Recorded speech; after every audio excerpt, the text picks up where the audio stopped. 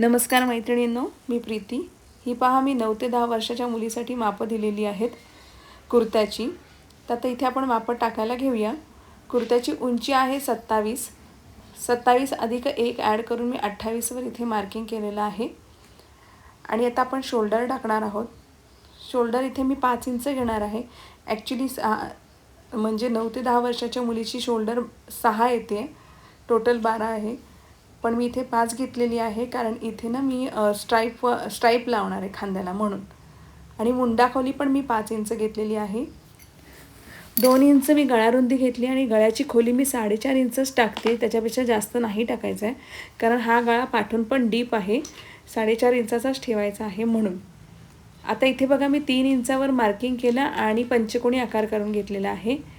आपल्याला जी शोल्डरची पट्टी जी ठेवायची आहे ना स्ट्राईप, ती 1.5 इंचाची असणार आहे. परत मी 3 इंचावर मार्किंग करून घेतलेलं आहे आणि आपल्या मुंढ्याचा आकार दिलेला आहे. छाती बघा किती असणार आहे आपली इथे.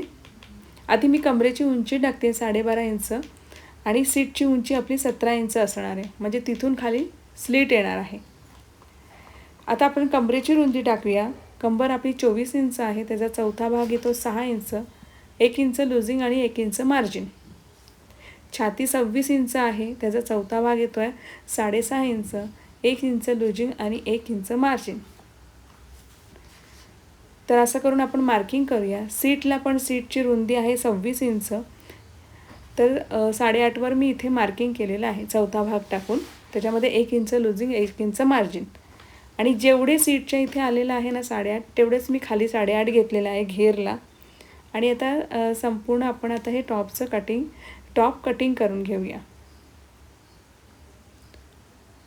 म्हणजे छाती आपली 26 इंच, कंबर 24 इंच आणि सीट पण 26 इंच आहे. तरीही तुम्ही तुमच्या मुलीच्या अंगावर मापं घ्या आणि त्याप्रमाणेच मापं टाका. आता इथे बघा, मी गळा पण कापून घेतलेला आहे. जिथे आपण स्लीट येणार आहे तिथे नॉचेस पाडून घेते कमरेला आणि सीटला. आता काय करायचं आहे, हे पैठणीचं कापड मी घेतलेलं आहे. हे 1 मीटर कापड आहे आणि याचा पन्ना 36चा आहे. आता याला मी 4 फोल्ड करून घेते आहे. आता या 4 फोल्ड केल्यानंतर आपण आपलं कापड ठेवायचं, अस्तराचं कापड ठेवायचं, हे बटर क्रेपचं. आणि आता आपण कट करून घेऊया. या कपड्याचे आता मी 2 तुकडे करून घेते.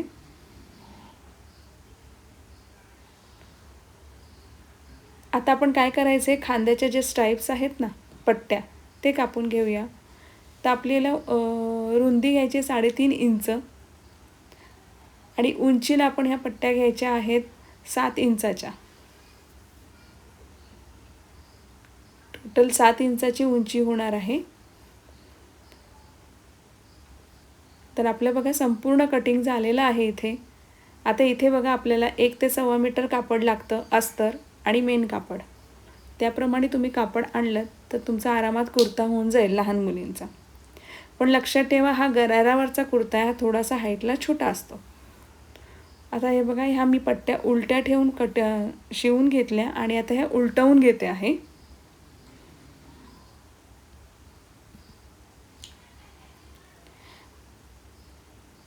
आता हे उलट्या करून झाल्या की त्याला किनारीची शिलाई मारून घ्यायची. अशा दोन्ही पट्ट्या आपण तयार करून घेऊया. ह्या 7 इंचाच्या पट्ट्या आहेत. आता ह्या तयार होऊन आपल्या 6 इंचाच्या होतील, म्हणजे पुढे 3 इंच, पाठीन 3 इंच. आता मी अस्तर घेतलेलं आहे. हे बटर क्रेपच्या अस्तरावर मी कटिंग केलेलं आहे, पण जर तुम्ही नवीन शिकणारे असाल ना, तर तुम्ही कॉटनच्या अस्तरावरच कापड कटिंग करा. आता मी मेन कापड घेतलेलं आहे, त्याच्यावर मोर बघायचे सरळ उलटे कसे ते, आणि मग त्याप्रमाणे आपलं अस्तर ठेवायचं. आता इथे काय करायचं आहे, ज्या पट्ट्या आपण तयार केलेल्या आहेत ना, त्या मेन कापड आणि अस्तरच्या मध्ये ठेवून द्यायच्या. ह्याच्या अगोदरच्या व्हिडिओमध्ये पण मी तुम्हाला बऱ्याचदा दाखवलेलं आहे. आणि बॉलपिनने फिक्स करून घ्यायच्या. आता इकडे पण आपण तेच करायचं आहे. पट्टी ठेवायची आणि बॉलपिनने फिक्स करून घ्यायची आणि शिवून घ्यायचं.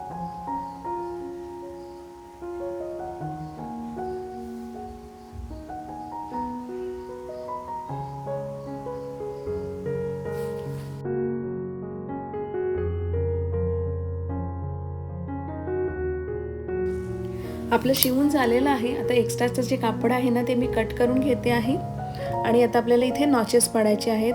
लक्षात ठेवा आपली शिलाई कापली नाही गेली पाहिजे. नीट लक्ष देऊन नॉचेस पाडून घ्या आणि जिथे जिथे कोणे आलेले आहेत तिथे तर नक्कीच नॉचेस टाकायचेच आहेत. आता हे पलटवून घ्यायचं कापड, अस्तर आतमध्ये टाकायचं आणि वरचं जे मेन कापड पैठणीचं कापड आहे ना त्याच्यावर किनारीची शिलाई मारून घ्यायची.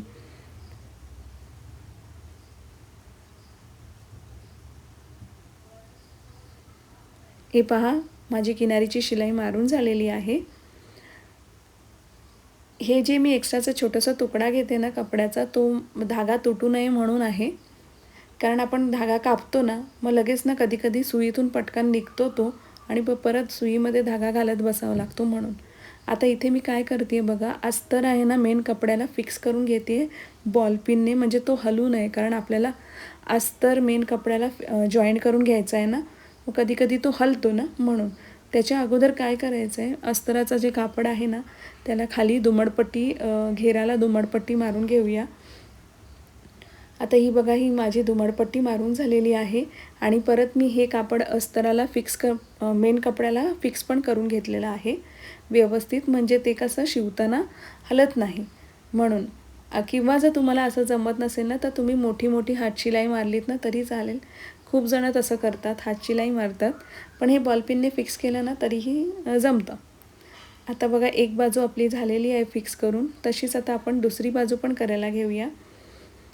ही बघा मी दुसरी बाजू पण दाखवते आहे तुम्हाला. पण हे ना करताना नेहमी कपडा सरळ जेवढा राहील ना सारखं बघत राहायचं, कपडा कुठे चुरगळला नाही आहे ना काही नाही तर मग झोळ येतो आपल्याला मेन कपड्यानं.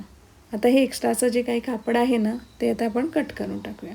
म्हणून कधी ना मेन कापड आधी नाही कापायचं, नंतर कापायचं. आपण अस्तर फिक्स केल्यानंतर कापायचं, कधीही लक्षात ठेवा. आता हे पहा, आता काय करायचं आहे, खाली मी दुमडपट्टी मारून घेतलेली आहे आणि आपल्या अस्तराच्या कपड्यापेक्षा आपलं मेन कापड 1 इंचाने जास्त दाखवतं आहे इथे. आता याची उंची मोजलात तर 27 ते 28 इंच होऊन जाईल. आता इथे बघा सरळ करून परत मी किनारीची शिलाई पण मारून घेते आहे. तर आपला पुढील पार्ट आपला तयार झालेला आहे. अस्तराला फिक्स पण करून झालेला आहे मेन कापड. आता तसंच आता आपण पाठील भाग पण करायला घेऊया. त्याच्या अगोदर आपल्याला शोल्डर पट्ट्या जॉईंट करून घ्यायच्या आहेत. तर हे बघा हा दुसरा कापड घेतलेला आहे. मोर बघायचे सरळ उलटे कसे आहेत ते. आता त्याच्यावर हे अस्तराचं कापड ठेवलेलं आहे. पण जर तुम्ही नवीन शिकणारा असाल ना तर मी तुम्हाला सांगेन की तुम्ही कॉटनचंच कापड घ्या अस्तराला, बटर क्रेपचं घेऊ नका.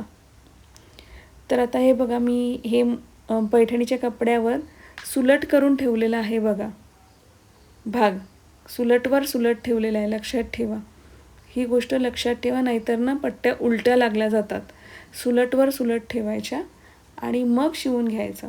हे बघा माझं शिवून झालेलं आहे आणि नॉचेस पण पडलेले आहेत.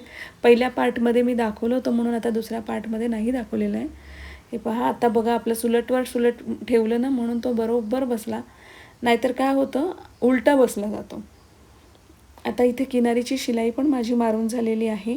आता मगासारखं हा अस्तर पण फिक्स करून घ्यायचा व्यवस्थित बॉलपिनने आणि मग साईडने शिलाई मारून फिक्स करून टाकायचा. अशी दोन्ही बाजूने आपण शिलाई मारून घेणार आहोत. हे बघा माझी शिलाई मारून झालेली आहे दोन्ही बाजूने आणि मी फिक्स करून घेतलेलं आहे. हे पहा संपूर्ण मी तुम्हाला दाखवते कसं झालेलं आहे. आता काय करायचं आहे, आता आपल्याला फिटिंग करायची आहे. फिटिंग आता इथे मी किती करणार आहे, 1 इंचावर करणार आहे. तुम्ही तुमच्याप्रमाणे करून घ्या. ही 1 इंचाची फिटिंग आहे.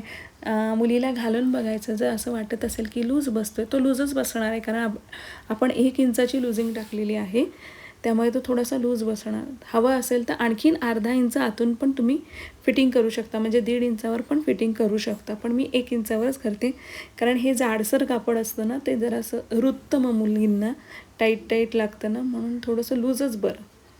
आता पहा इथे मी मार्किंग करून घेतली दोन्ही बाजूला 1-1 इंचाची आणि मी कुठपर्यंत शिवते, जिथे आपण कमरेची सीटची स्लीट टाकली होती बघा, नॉच पाडला होता ना, तिथपर्यंतच शिवायचं आहे.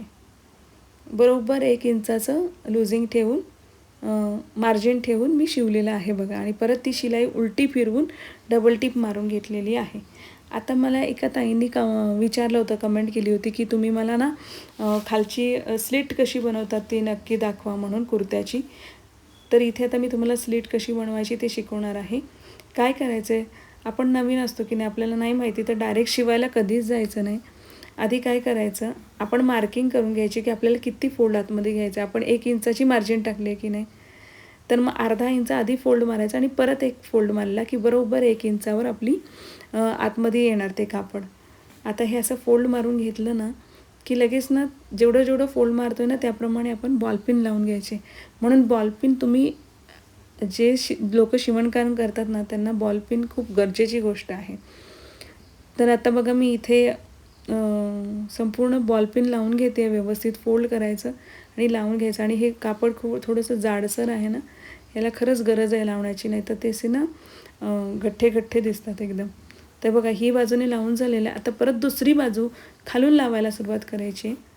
हे बघा खालून मी लावते आहे बॉलपिन, खालच्या बाजूने घेराकडून फोल्ड मारायचं आहे अर्धा इंचावर आणि मग जायचं आहे. पहिला अर्धा इंचाचा फोल्ड, दुसरा अर्धा इंचाचा फोल्ड, असं करून 1 इंच ते कापड आतमध्ये येणार आपोआप. म्हणून कधी पण 1 इंचाची मार्जिन ठेवायचीच, नाही तर मग साईडची स्लिट शिवता येत नाही. झालं. आता हे वरपर्यंत आपण करून घेतलेलं आहे, म्हणून मी हा स्लो दाखवलेला आहे हा पार्ट खूपच. आता जिथे टोक येतं ना तिथे डबल लॉक करून घ्यायचं आहे. आता मी दाखवते शिवताना कसं शिवायचं ते. आता आपण शिवायला घेऊया. बघा इथे बरोबर किनारीची शिलाई मारायची, मध्ये शिलाई नाही मारायची, किनारीने शिलाई मारायची आहे. हळूहळू जायचं आहे वरती मारत.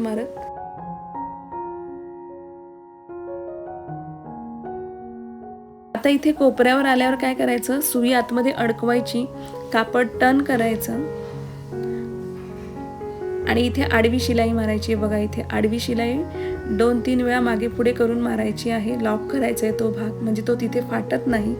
परत सुई आतमध्ये अडकवायची, कापड टर्न करायचं आणि बॉलपिन काढत किनारीची शिलाई मारून घ्यायची.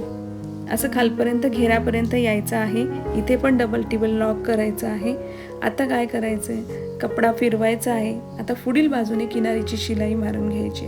या बाजूला आधी आतल्या बाजूला मारली, आता बाहेरच्या बाजूला मारून घ्यायची.